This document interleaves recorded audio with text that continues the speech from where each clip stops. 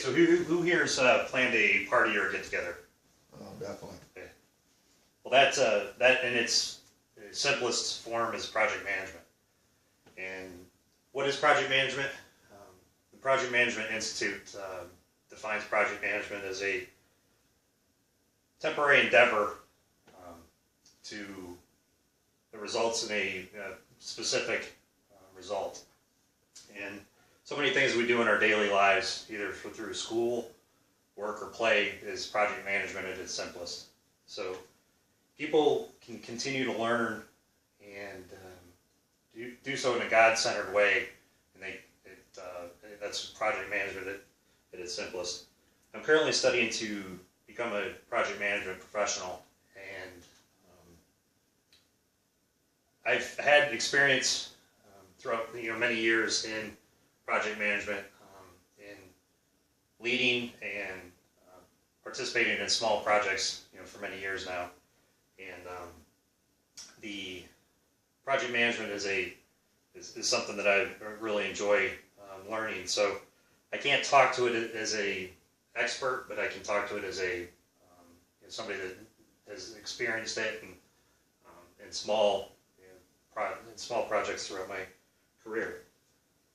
I want to present to you guys just a general overview of project management, what it is, and to ensure I'm going to show you how to ensure that the project manager can, if somebody takes this on as a profession, that they'll do so in a way that values God and how He wants us to perform those things. So there are three aspects of project management that I'm going to be talking about today. One is organization, being organized.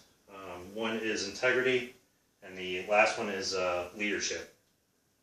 And these three aspects will have not just an impact on the project, but it'll have the impact on the people that are going to be part of that project team.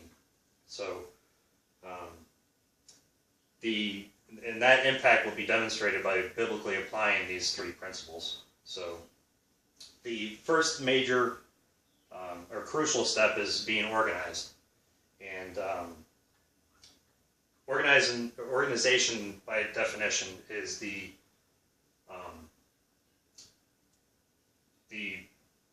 production of an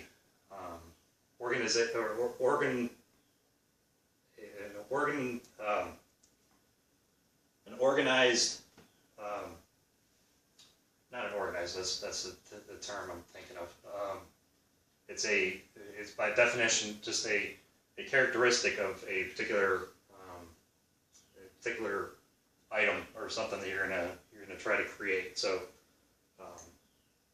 which when taken into the context of a project management is it's an important starting point for any project. You just need to make sure you're organized.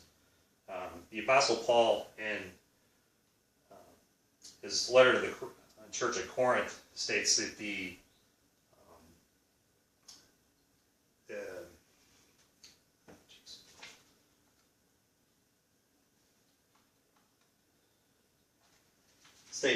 it says, "Let all things be done decently and in order." 1 Corinthians 14:40. And this is by revelation from God, stating that we should do things in an orderly and decent fashion, decent manner. And being organized in our projects is something that God wants us to be organized and do things in a decent manner. So now going back to being organized is crucial to the success of a project, regardless of its size or scope. And now going back to my first question when I was asking you about if anybody's ever ever planned anything, if it wasn't organized, it wouldn't have been a success, correct? So organization is crucial to any endeavor, anything that we're endeavoring to do, especially if it has an emotional, spiritual, or economic impact on somebody's career or somebody's business or even somebody personal. So now another important aspect of project management is the steps that we take during the whole entire project. We need to make sure that we do it with integrity. And a project manager is the steps that we take and the decisions we make need to be done with integrity in order for these projects to be successful.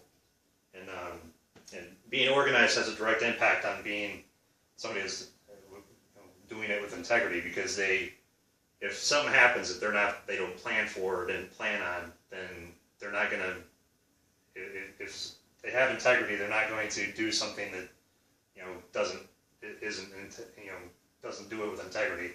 So they're not going to be making underhanded decisions of something that they can do. So, and what that'll do is it'll gain a reputation. They'll gain a reputation of somebody that will lead without making those underhanded decisions. So it'll be a pretty powerful thing. And Proverbs is full of wisdom, and in chapter 11, verse 3, it says, "Integrity of the upright will guide him." And this is an important point that demonstrates that a successful outcome is something that project management and project managers can do. So it's successful. We can be successful in anything we do if we take that integrity into account. And being organized with integrity, being organized and then doing things with integrity in mind are important. But the last thing that's the most important is how somebody leads. And leading has the biggest impact. Jesus Christ was a leader and is to this day. And we endeavor to lead by his example, what he did for us, and how we lead will have an effect on the people that we are working in that project with. And so we can be that example that he set forth for us to be. And Jesus Christ demonstrates that, and he was a servant leader. And so if we lead with a servant's heart, projects will become easier, and it'll be that much more successful. So the people that we lead, when we lead like that, will see the dedication and purpose we have as project managers. So Jesus Christ is the Son of God. We are the children of God. So we have the same power to do all that stuff, to lead the way that he led the church. And that leads to a tremendous success in any project that we undertake. I found a report by a person by the name of Igby Raffin Ingvison entitled "Jesus Christ, the Project Leader," and he compares the building of the early church to a project and how Jesus Christ was a project manager.